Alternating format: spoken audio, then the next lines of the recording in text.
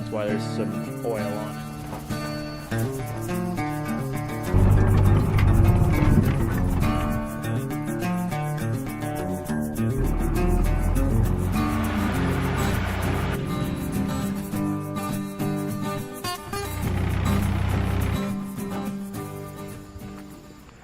Hey guys, and welcome back to the Beatty Windmill Restoration Part 6. So I can't believe it's this far along, but we're getting close to being finished this thing. So we came down here, I got my parts for the buffer. I'm at my grandpa's right now. As you can see, we just welded that, or we're just gonna weld that, or braze that furling mechanism there that I cracked pulling it apart. It was so seized. I was so careful with it, but it still cracked it.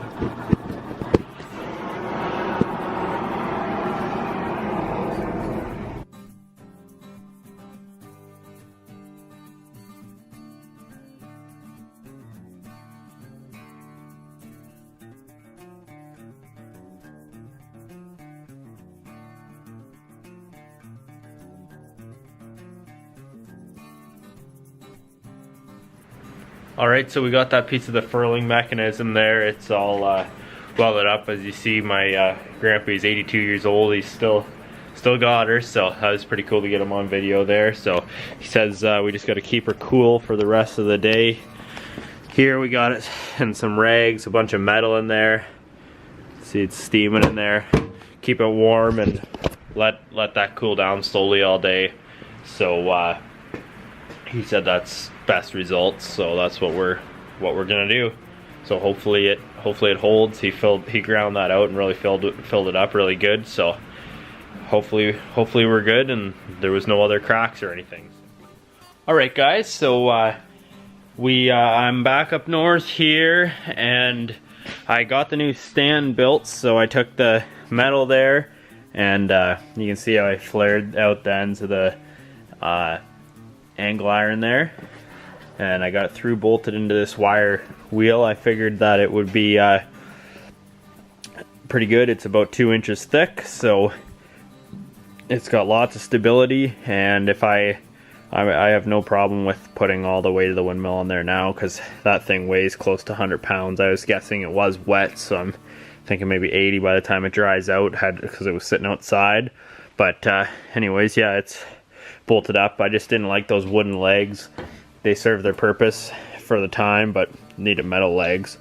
So anyways, got those done, and I've been working on these blades here, on straightening them. I'm just slowly working away at them.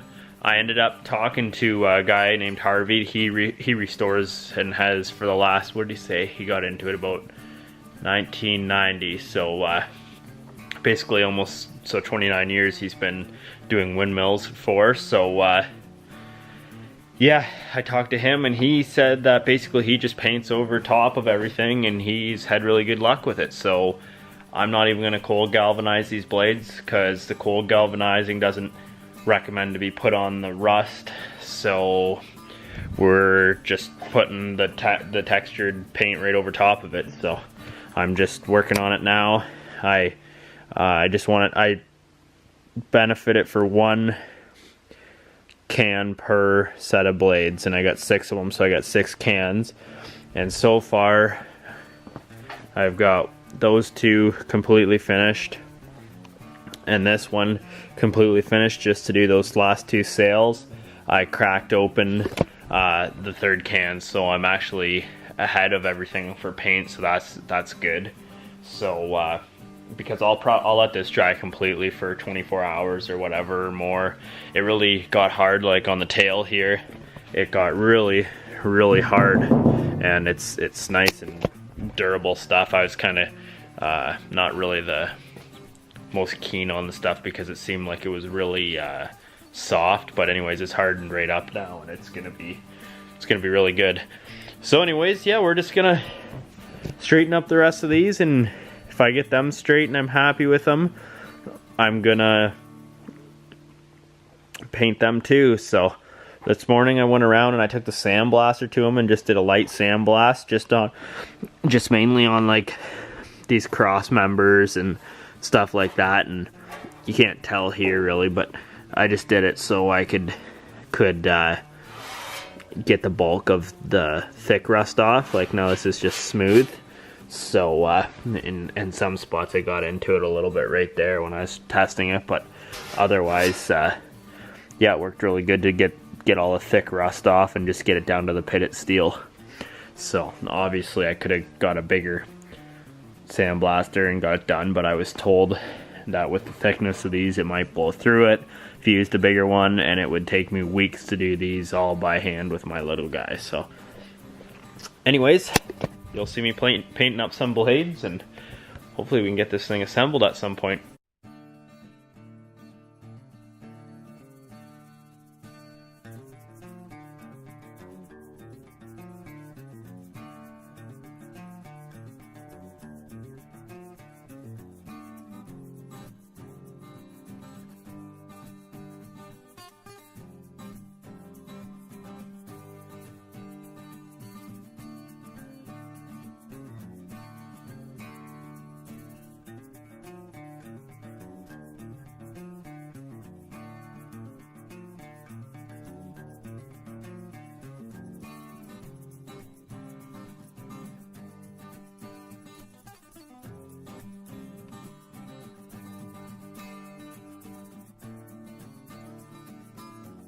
Alright guys, so we got the second coat of paint on these blades now.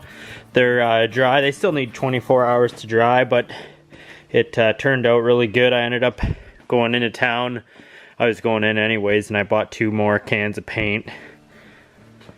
But yeah, it covered really nicely, and I've kind of gotten carried away off camera here. So I'm going to show you now. I moved the windmill, and I just went, oh, I'll put the tail on here, and then all of a sudden I put 2 blade sections in, and now we're here. So I'll just show you guys what it looks like. I'm pretty excited. So it is big, as you can see there.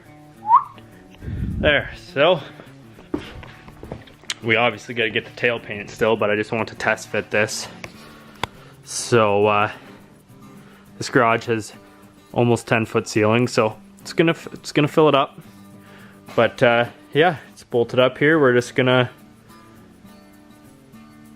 continue bolting up these pieces, and we'll see what it looks like.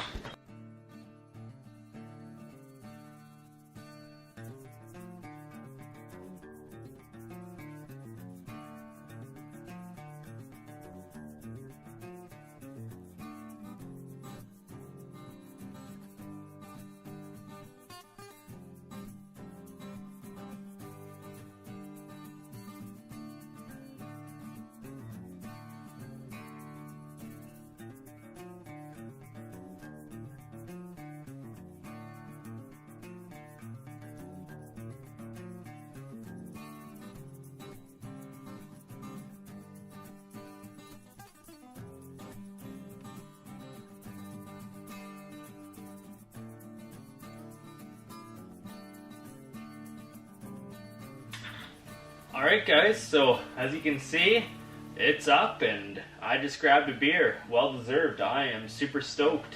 About when I was talking about all the blades, all the little creases in them and stuff that I was concerned I was getting out, or concerned to get out, that you'd see them in the air, and just by looking at other people's mills that were restored, I always wondered how they got them so good, but honestly, when they're up there, you don't really even notice some of the even bigger creases, so I'm really happy with that.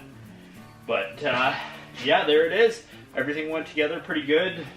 The two spokes that were out that I reinstalled, they were a bit twisted. I gotta twist them back, and I got one bent spoke. I think it's this one right here. It's got a little bend in it, so I'm gonna have to repaint that. I'll just heat it up and bend it a little bit. But otherwise, really happy with it, guys. It turned out awesome.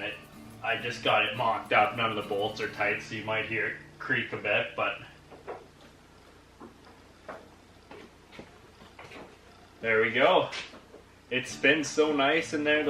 I'm so glad I went with those Timken bearings, because I've seen what a little bearing has to handle, and I mean, for two bearings in there, they got to handle a lot of weight.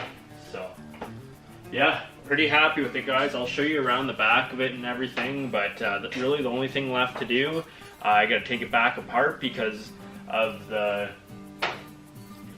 has to go outside and get stood up somewhere, but I don't see a point of putting it up on a tower right now. I decided that I'm going to use a shorter tower. I was going to lengthen mine until it was about 32 feet or so with all my angle, but right now it's taken off shorter. It's only going to be about 20 feet, and that's where I'm happy with it, so you can look at it and appreciate it, and it'll keep it out of the big storms up higher. The higher you go, the more windy it's going to get. So since I'm not using it for its proper function, it's just going to be on display, and basically I'm going to have it pumping at some point, but not right now.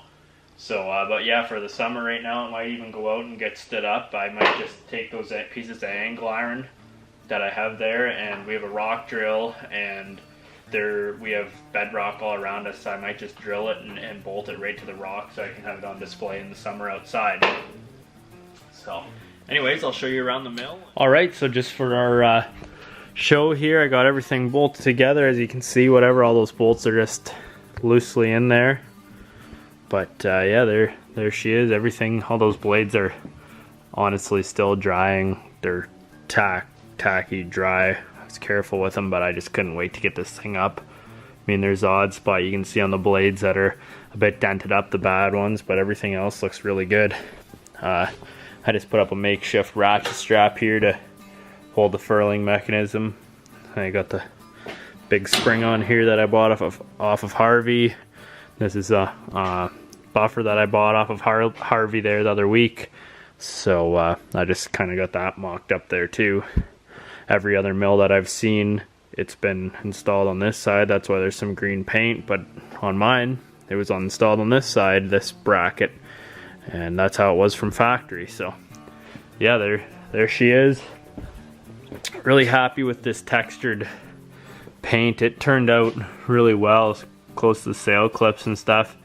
It covered up. It kind of has that galvanized speckle to it, I guess you could say. But yeah, there it is. She's pretty big.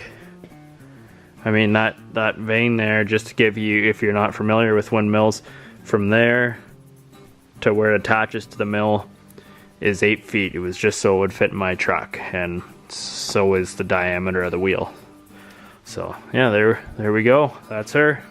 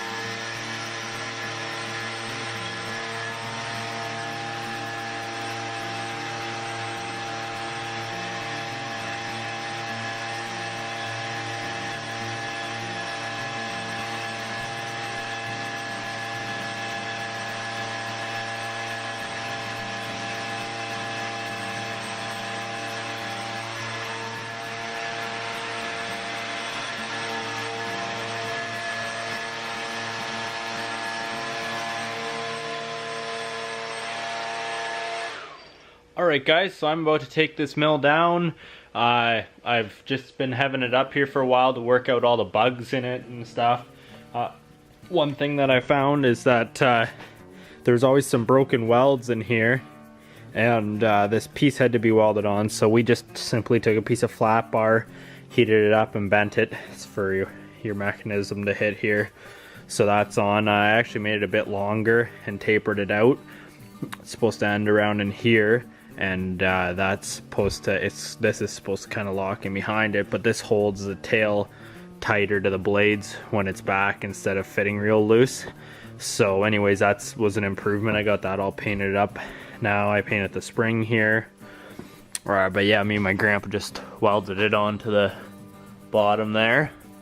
And basically all we have left to do now is just the tail now, the stenciling. And I have one bar, when you look at this, it is right, it's that far one right there.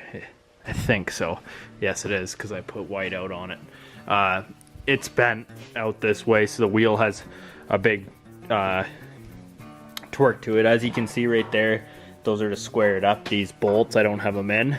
That one is lined up pretty well. I mean, I don't have the bolts in there. 3, that one's pretty well lined up. That one is 2, that one. Then when we get around to the far side, or whatever one it is, these ones, they start to really fit on an angle there. And that's because this is just, and you can kind of see how the wheel piece comes in here. It's just so far out around. So anyways, we're gonna pull it apart now, and I'm gonna just start working on straightening this out while my torches come in. I ordered a sweet set of torches, but anyways, that's the last shot of it before I disassemble it. And next, when you see me, we're basically going to be stenciling the tail or vinyling it, whatever I decide to do. It's still a mystery on what I'm going to do. And then we're going to be putting it up outside, hopefully in the summer. I'm not sure if I'm just going to mount it on the ground. We got a lot of rock around here, so we might just pin it to the ground and just leave it low, just because, I mean, it's just going to be for display. Or I'm going to bring my tower up here and fix up the tower, and we're just going to put it up on the tower. But yeah, so anyways, thanks for watching the Beatty Windmill restoration part 6, and stay tuned, guys. And if you guys are on Instagram, please go give my Instagram a follow. I just started up one so I don't have to use my personal account, because I have personal stuff on there that I post that not everybody in the world needs to see. So I started up one. It's the same as my YouTube account, Schneid's15, but with an underscore under it, because somebody already has Schneid's15. So go give that a follow if you're on Instagram, and you can see in behind the scenes of what I'm doing.